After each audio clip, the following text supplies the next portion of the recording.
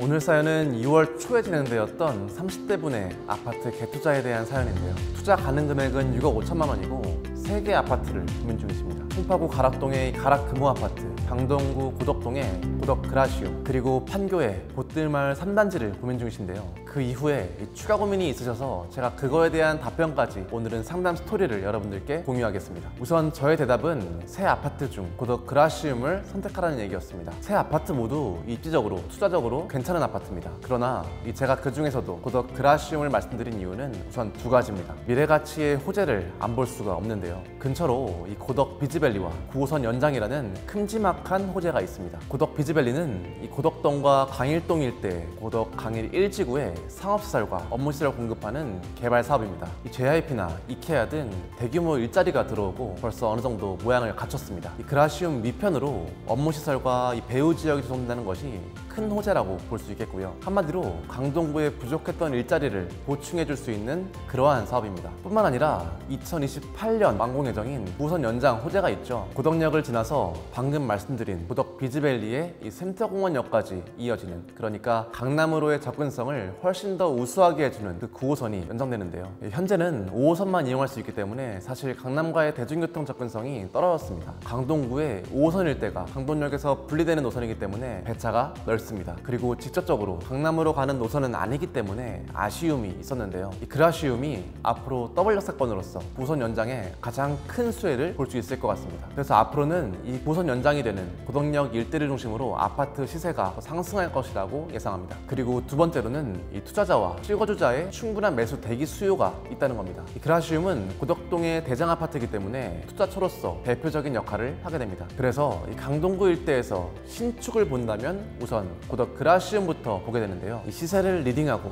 투자 가치가 매력적인 아파트이기 때문에 이 투자자뿐만 아니라 실거주자도 많이 찾게 되는 아파트입니다. 아까 말씀드렸듯이 이 학군과 또 실거주로서의 장점이 우수한 대단지 아파트이기 때문에 대기 수요가 충분해서 가격 상승의 힘이 다른 단지보다 강합니다. 저는 이렇게 두 가지 이유로 고덕 그라시움을 선정했는데요. 나머지 두 아파트에 대한 얘기도 간단하게 해보겠습니다. 좀 더 공격적으로 하고 싶다면 이 판교 보뜰마을 3단지도 괜찮습니다. 높은 매매가에 비해서 전세가도 높기 때문에 다른 아파트 단지에 비해 적은 갭을 활용할 수 있다는 게 장점입니다. 만약 분당의 선도지구 재건축이 빠르게 진행되면 이 전세가가 올라가면서 매매가를 올릴 수도 있을 것입니다. 그러나 역과의 거리, 강남과의 물리적인 거리, 그리고 마지막으로 서울이 아니라는 점을 고려해봤을 때 결국에 저는 고덕 그라시움에 한 표를 줬습니다. 가락금호 아파트는 어떨까요? 물론 송파구라는 입지적인 장점이 우수하, 그러나 단기적으로 리모델링 호재가 뚜렷해 보이지 않는다는 점, 그리고 부동산 시장이 안 좋거나 전세가가 하락할 때 방어가 어려울 수 있다는 점에서 제외를 했습니다. 가장 저렴하게 나온 물건을 사시는 것도 방법이기도 합니다. 상승할 때 같이 상승하고 또 하락할 때 같이 하락하는 그 지역의 대표적인 아파트이기 때문에 결국 어느 하나가 더 많이 치고 나가거나 더 많이 떨어지거나 하는 단지들이 아니기 때문에, 그래서 이 안전마진을 확보하기 위해 저렴한 매물을 찾아보시는 게 좋겠습니다. 그래서 제가 이렇게 고덕 그라시움을 선택하면 좋겠다라는 답변을 드렸는데요. 사연자분의 답장에는 고덕 그라시움이 그새 시세가 많이 올라서 매물이 마땅치가 않았다고 합니다. 결국 이 사연자분께서는 송파구의 가락금호 아파트와 가락 쌍용 1차를 고민 중이라고 하십니다. 두 가지 질문을 주셨는데요.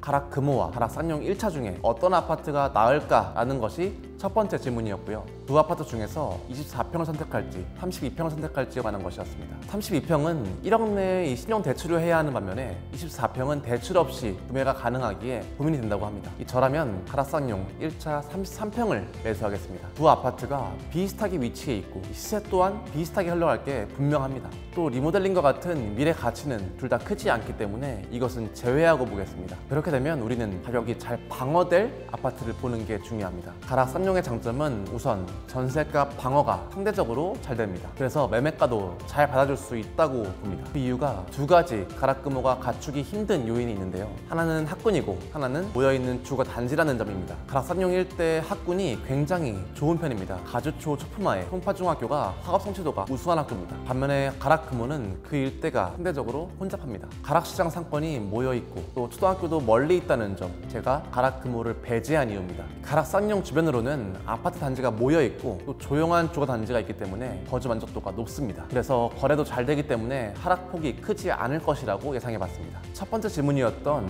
이 평형대에 대한 답변은 30평대를 갈 수 있음에도 20평대를 갈 이유는 없다고 봅니다. 본인이 가능한 범위인데도 굳이 하위의 것을 볼 필요는 없기 때문인데요. 할 수 있는 범위에서 가장 우위인 상품을 선택해야 합니다. 그리고 1억 내에 대출금은 월 소득을 감안해 봤을 때 부담이 되지 않을 것이라고 판단을 해서 30평대를 추천드렸습니다. 이 같은 상승률일 때 더 많은 자본이 들어가는 것이 훨씬 더 수익도 크고 향후에 이 상급지 갈아타기를 하실 때 훨씬 더 도움이 되실 겁니다. 오늘은 이 사연자분과 상담을 주고받으면서 했던 내용을 토대로 한번 얘기를 해봤는데요. 처음에 고독 그라시움을 잡았다면 좋겠지만 이미 부동산 시장이 반등을 해서 매물을 놓친 게 아쉬울 것 같습니다. 이 가락금호와 가락쌍용 중에 만약 고민되신다면 개인적으로는 가락쌍용 1차 33평을 선택해 보겠습니다. 그 이후에 어떻게 되셨는지는 잘 모르겠습니다만 사연자분께서 현명한 결정하시면 좋겠습니다. 여러분도 부동산에 대해서 어떠한 고민이라도 좋으니까 사연 남겨주시면 제가 성실하게 답변 드리겠습니다. 오늘 영상은 여기까지입니다.